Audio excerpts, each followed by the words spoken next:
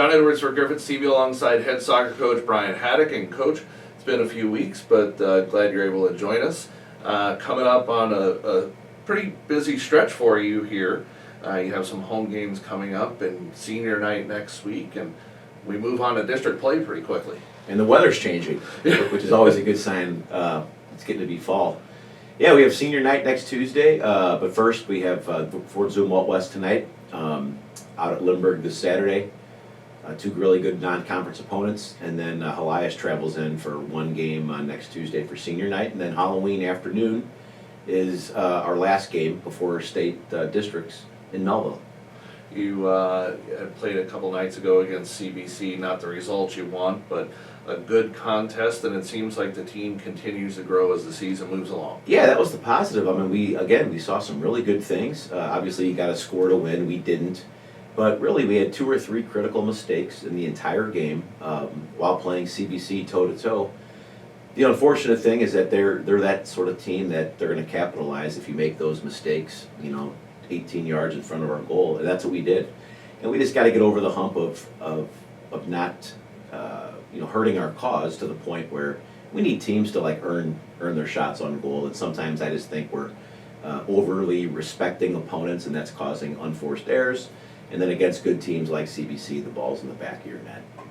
You last night, moving away from what's been going on the field over the last couple of weeks, last night you hosted, I'll call it a symposium of sorts, for the first time, in which you gathered some of the local college coaches, some of the parents from your program, and you got together to discuss what are the steps that it takes for a high school player, if they're interested in moving forward, participating in soccer, what to do next.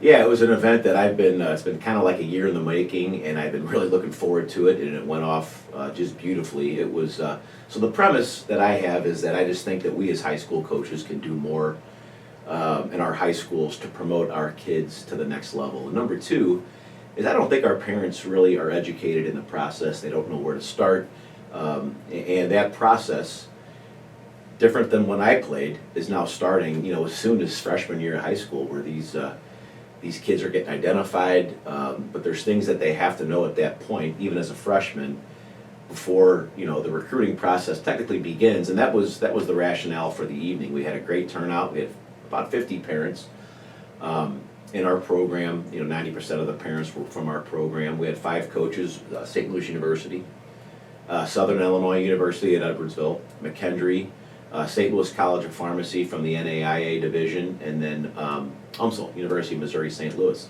So we had D1, D2. We had a coach in the building actually who spoke about D3. But it was great. It was great information, very educational for me, because I'm at the forefront trying to promote our guys who want to play at the next level. What was really interesting is how much focus in the process is not on soccer. We're in a non-revenue sport where a coach at the Division I level only has 9.8 scholarships to work with, and try to make that work at a good program with, in essence, 28 players. So the academic side of it, the video side of it, the recruiting side of it, the financial aid side of it was very, very worthwhile for our parents to hear that. What was the feedback that you got from some of your parents last night, now hearing some of this information? Now that they're getting that information for the first time, what was some of the feedback? The feedback was very, very positive. However, on the flip side, it was an eye-opener for them. I think that was one of the quotes one of our sophomore parents used.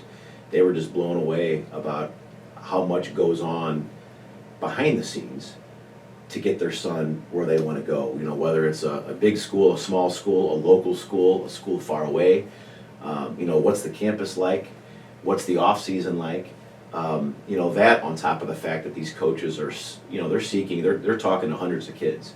So I think you have tunnel vision sometimes, as a player and as a parent, that, you just dream about going to St. Louis U or Stanford, and you don't think about, do you just want to play there, or do you really want to get involved and sacrifice maybe a year or 2 of a red shirt, sitting the bench, and putting your time in just to step foot on the field. So there's a difference there, and sometimes what our parents need to hear is that there's some really good soccer at the Division II and Division III ranks here locally within miles of Vianney. And to be able to hear those coaches last night talk about that process, I think was refreshing to them. And it's a much more significant process because where you're talking about the non-revenue sport of soccer, they might have 9.8 scholarships at that D1 level. D2 level's a little bit different. D3's a little bit even more different, and NAIA even, like, there's different levels to every one. And that was the other part of the meeting that was very worthwhile, is that, within the NCAA, Division I coaches, Division II coaches, Division III coaches, they have all different rules of contact. When you can talk to a kid sophomore or junior year, how many times throughout the week can you play, what sort of aid is available. For instance, at D3, there is no athletic money, so you really need to, put all your eggs in one basket with the academics. However, if you can do that, there's some really good opportunities at, schools here locally like a Webster. You go down to Memphis, Rhodes. Some really good programs where a kid can get, most importantly, a great education and keep their foot on the ball.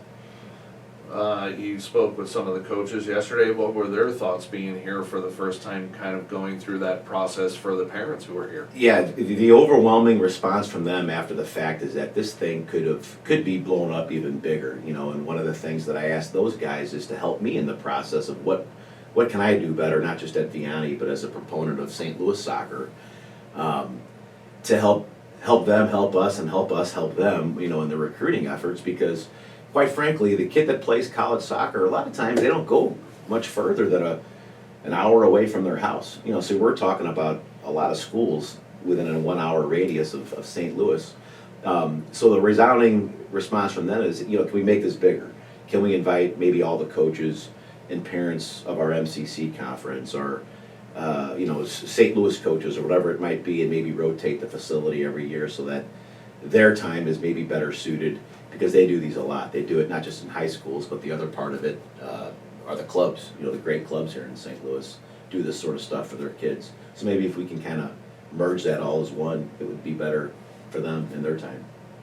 For you as the coach, hearing all this information, taking it all in, and you take the phone calls from the coaches when they're maybe seeing some video of some of your players, and how much of it, you spend a lot of time in the classroom with the classes you teach. You're on the field teaching there, but then you have to field those calls. It's just overwhelming as far as the amount of information that you have to gather in order to help a student athlete. Yeah, and that really, the little part that I had with last night was to talk to our families about what we do for their sons if they want to play. And what I do is just real simple. I get all the kids in and I get information on them, what their GPA is, what their ACT score is. If not, when are they going to be taking the ACT? Do they want to play in college? What sort of careers and degrees are they looking at? And I put that all on a spreadsheet so that if XYZ school calls me, I've got that all in front of me and we're not playing phone tag. And then the other part of it that I really wanted to tell the parents, because, high school soccer and college soccer are at the same time of the year. So you're not going to see a lot of these guys out and about at games until they hit their club season. But if they do see their son play, they know they can play soccer. What they're asking me are the academics. They're asking me, how is that kid in the classroom? How is he in the hallways? Is he a man of character? And that's what's kind of the beauty of my job here at Vianney, is that we got some really, really good kids, and they score through the roof on the intangibles.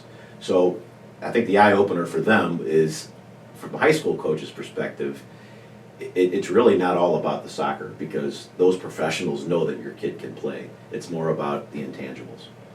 Coming up next week, moving forward, you have senior night, and talk about some of the seniors and what it's been like for them in a growing in their growth here at Vianney over their time, and what you've seen from them and what they've kind of meant to the program. Yeah, and I'll just talk about them as a group. We have 11 of our seniors here, and what's really, really neat is they're kind of a throwback sort of a group. They're kids that are multi-sport athletes, which is what we promote.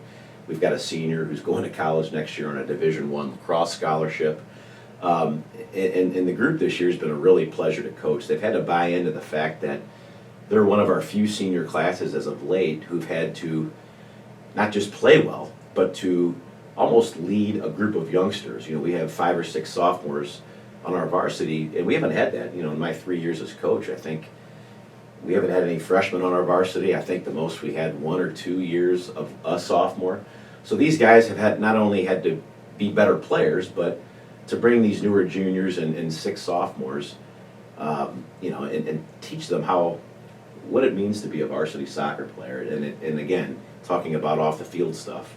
Part of that sort of things is intangibles off the field. Getting to class, the Be Elite mantra that we've had, shirt and tie on game days, all that sort of stuff. Our sophomores lean on those seniors, and they've been really, really good in that transition process. Almost like a proud papa, aren't you? Oh, yeah. 25 more sons than I've got. No, it's great. I really, every year is different. It's the beauty of high school. Every season's different. It's not like I've been coaching these kids for 8 years like maybe a club coach will. There's something about that senior year and unique bond between a senior class and a coach that's priceless. Coach, I always appreciate a few minutes of your time. Team in action tonight against Fort Zumwalt West. Again next week at home on Tuesday night, senior night, and then Thursday a 4 o'clock matinee on Halloween.